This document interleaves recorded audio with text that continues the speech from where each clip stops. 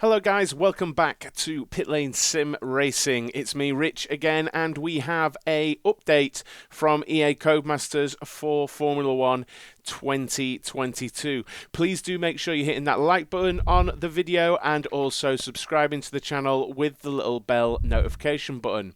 But let's get into the patch notes now for 1.07. This is on all platforms. Portimao has been added to time trial, Grand Prix and multiplayer modes. It's not in my team or the single player career modes. I guess because of licensing issues, it's not part of the official. It's not part of the official calendar, so they can't include it into the official calendar, I guess.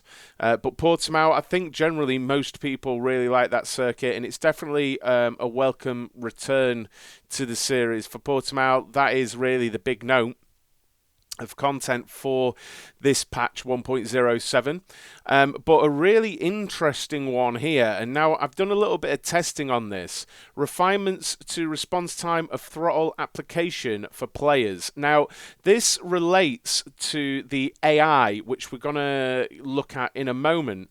Now I've done some testing on my stream earlier over on Facebook Gaming, and I did some laps around Bahrain, and I did some laps around Silverstone as well. And I'd already, in trying to get used to F1 22, done quite a lot of laps of both.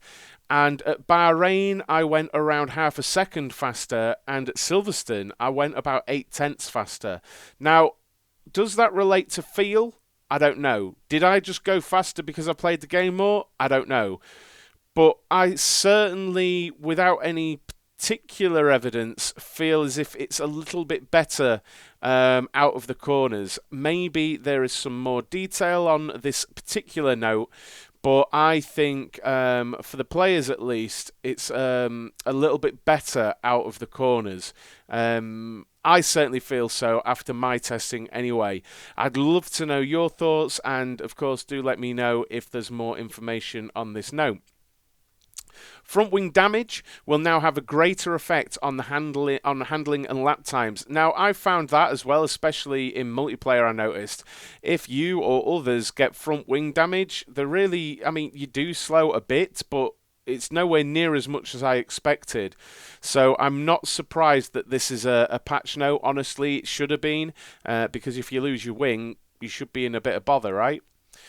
Resolved an issue where tyre temperatures can be above blanket temperature when starting the formation lap. That's a good thing. It brings more realism, so the temperatures will be lower.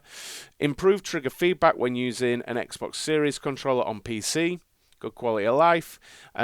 This is a huge one as well. Improved balancing of difficulty for practice programs. That is one of my biggest annoyances, along with the AI stuff. That is one of my biggest annoyances on F1 22, where you can be setting times. I've done this a second ahead of anyone in the practice session, just absolutely nailing it. But you're multiple seconds behind the practice programs. They got that balancing very wrong, so I'm really hoping that's fixed. Resolved graphical issue on the rear of the suspension of the Red Bull. I can't say I've ever noticed that. Addressed a crash when rejoining a two-player career after disconnecting. I know a lot of people do two-player careers, so that's a good thing. Times under 1:27 for Abu Dhabi can now be posted on time trial leaderboard. I'm not sure what the issue there was. Resolved an issue where time trial times could be posted on the wet leaderboard whilst driving in dry conditions. I mean, yeah, you want that fixed. Addressed an issue where players could get stuck in the super license after adding a trophy. Corrected level of detail on supercar interiors of the cockpit camera. Now, I have the internal cockpit camera. I don't know if you guys do, but basically what they've done there, saying corrected level of detail, basically the dashboards came up as a smudge texture and they weren't live. Like the rev counters didn't move, the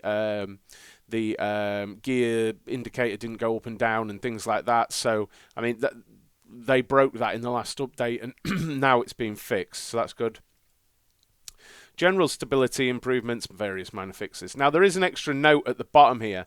In addition to the fixes above, the development team believes it has identified the issue regarding AI speed gains on the straights. I think everyone's aware of this unless you exclusively play online. Changes to the throttle application in this patch will help, and the team is working to bring parity to AI and player car performance. We'll update you as soon as we have more news. And like I say, I haven't actually tested versus AI yet, but my lap times appear to be faster quite significantly, and I feel I have more stability on corner exit. It's not a crazy amount. It is like there has been a little tweak, you know.